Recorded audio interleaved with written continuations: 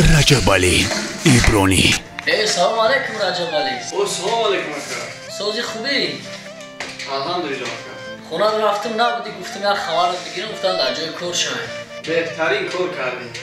اما چیکار کردم مسکا خوب نبود که اما دستمی حلال میافتی اومده با هم یکریم دو از اون همینجا پول شکلی سایه.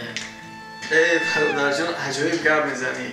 همین 3 ماه زمستون در سردی، زمستون در یخی، زمستون در 35-40 گرادوس برادر جان خطی هموطنان خودمون کار کردم. در استرویکای وزوین کار کردم. یکی عاقبت معاش ندادم برادر جان. کیدتون کردم. یکی اکای شامجان 3 ماهی اولی که مسکو رفتم قطعی بیرون کار میکردم، یعنی که قطعی دیگه ملتو کار میکردم. سری وقت معاش میدادن، سری وقت خوراکی گرم میدادن، جای خوابی به پول بود برادر جون.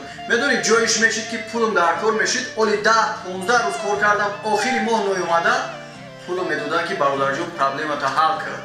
یکی این برادر تاجیک خودمون هموطنای خودمون دعوت کردن که برادر جون کاریت نمیشه، بیا جای کاری مودم معاش خوبتر و بهتر ای. ما را بیعت کشیدیم زدیم رفتیم 3 ماه کار کردیم، عاقبت کلیدمون کردم. اکای شمجون یک چیز میگم، در حیات با آدمو بسیار باور نکن، مخصوصا به همون نفرایی که به خودت نزدیکشون میشماری. میدونی همین دندانای خودمون گاه گاه میشوه که زبان خودمون میگزن.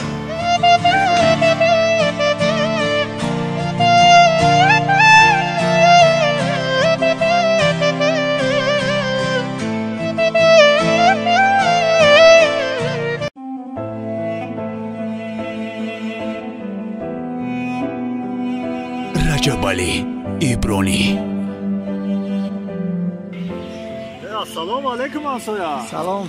سوز هستی که اینجا هستی؟ الحمدلله. خیلی وقت بود 3 صبح در مسکو بودی که امروز اومده این ابو پارکو در گشتی. در همین 3 سالی که در غریبی بودی. دوستان عزیز، این ما اینترنت مگزین خود را کو شدیم. شما میتوانید تمام اکسسوارهای تلفن‌های موبیلی را فرمایش دهید، از قبیل ناوشنیک، زاریادنیک، پاور بانک، تلفن‌های موبیلی و اینچنین ساعت‌های دستی. از شما فرمایش دادن، از ما به تمام شهر و ناحیه‌های تاجیکستان برده رساندن. رقم‌ها در زیر ویدیو نشر شدن. در همین 3 سالی که در غریبی بودی اینا اومدی در وطن چی نویگری را دیدی که؟ میدونی برادر، در وطن نویگری ها زیاد شده، آبادی ها زیاد شده. من شکرگزارم که در وطن ما اینقدر آبادی و اینقدر زیبایی شده. لیکن با چیزایی هستن که همسایه جان مرا غمگین کرده گیرن. چی باشه؟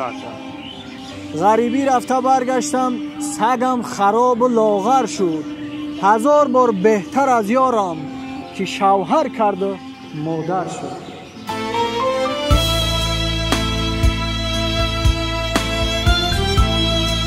رجب علی ایبرانی.